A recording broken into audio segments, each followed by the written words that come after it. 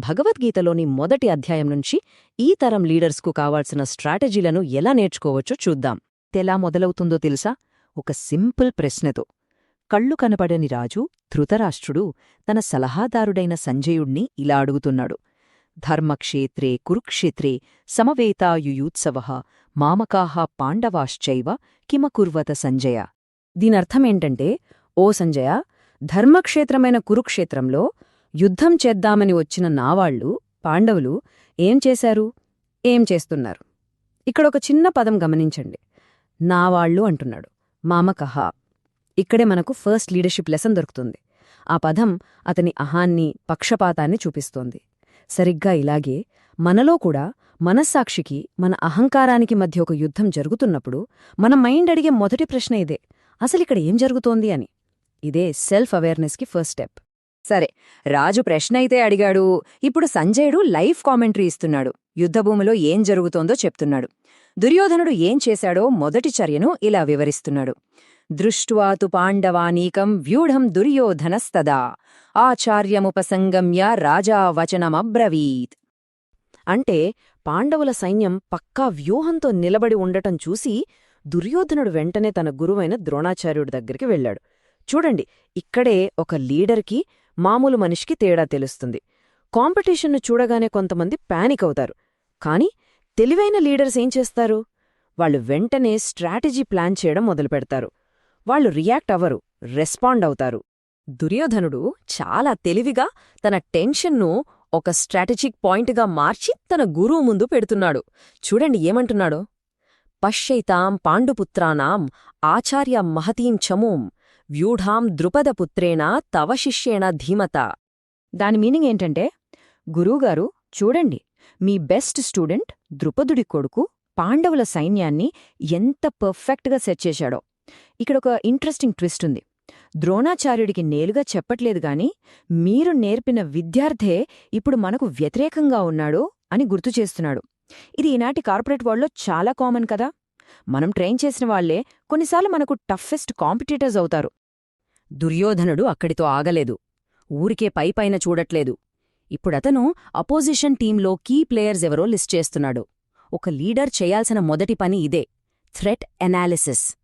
ఏమంటున్నాడంటే, అత్ర శూరా మహేశ్వాస భీమార్జున సమాయుధి యుయుదానో విరాటశ్చ ద్రుపదశ్చ మహారథః.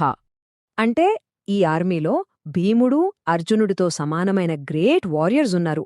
వాళ్లతో పాటు యుయుధానుడు, విరాటుడు, ద్రుపదుడు లాంటి మహారథులు కూడా ఉన్నారు. సో ఇక్కడ లెసన్ చాలా క్లియర్. స్ట్రాంగ్ కాంపిటీషన్ను చూసి భయపడకూడదు. ముందు వాళ్ల బలమేంటో ఒప్పుకోవాలి, దాన్ని గౌరవించాలి. అప్పుడే మనం కరెక్ట్ స్ట్రాటజీ వేయగలం. అదే మన మొదటి గెలుపు. ఆ లిస్ట్ ఇంకా అయిపోలేదు. ఒక మంచి లీడర్ ఎవర్నీ తక్కువంచనా వేయడు. ప్రతి ఒక్కర్నీ లెక్కలోకి తీసుకుంటాడు. దుర్యోధనుడు ఇంకా డీప్గా అనలైజ్ చేస్తున్నాడు. దృష్టకేతుశ్చేకితానః కాశిరాజశ్చ వీర్యవాన్ పురుజిత్ కుంతిభోజశ్చ శైభ్యశ్చ నరపుంగవః. దృష్టకేతు, చేకితాన, కాశీరాజు, ఇలా ఇంకా చాలామంది పవర్ఫుల్ కింగ్స్ ఉన్నారు. దీన్నించి మనకేం అర్థమవుతోంది? లైఫ్లో ప్రాబ్లమ్స్ ఎప్పుడూ సింగిల్గా రావు, ఒకదాని తర్వాత ఒకటి. కొన్నిసార్లు అన్నీ కలిపి ఒకేసారి వస్తాయి కదా. సడన్గా మార్కెట్ పడిపోవడం, టీంలో ఇష్యూస్, బడ్జెట్ కట్స్.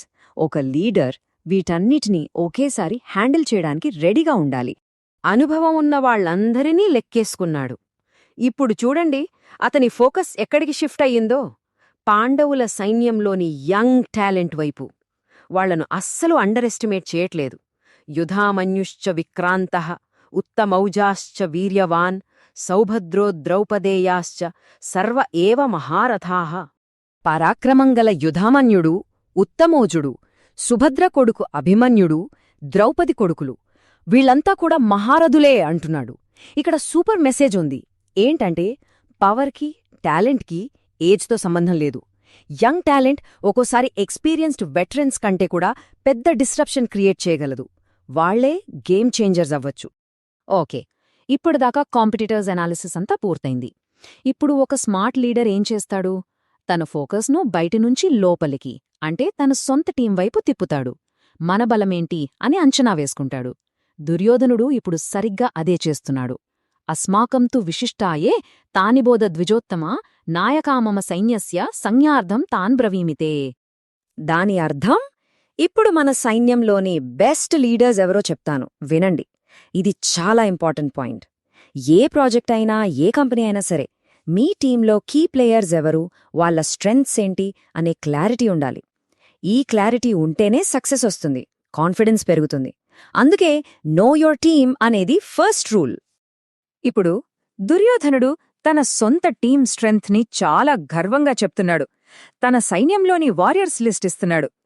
భవాన్ భీష్మశ్చ కర్ణశ్చ కృపశ్చ సమితింజయః అశ్వత్థామా వికర్ణశ్చ సౌమదత్తిస్తథైవచ.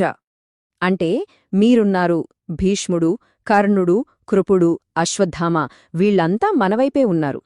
దీని నుంచి మనమేం నేర్చుకోవాలి? సింపుల్. మనం ఏదైనా ఒక పెద్ద పని మొదలుపెట్టినప్పుడు మన వెనుక స్ట్రాంగ్ మెంటర్స్, సపోర్టివ్ టీం ఉంటే వచ్చే కాన్ఫిడెన్సే వేరు. మన నెట్వర్కే మన అసలైన బలం, మనవాళ్లే మన ధైర్యం.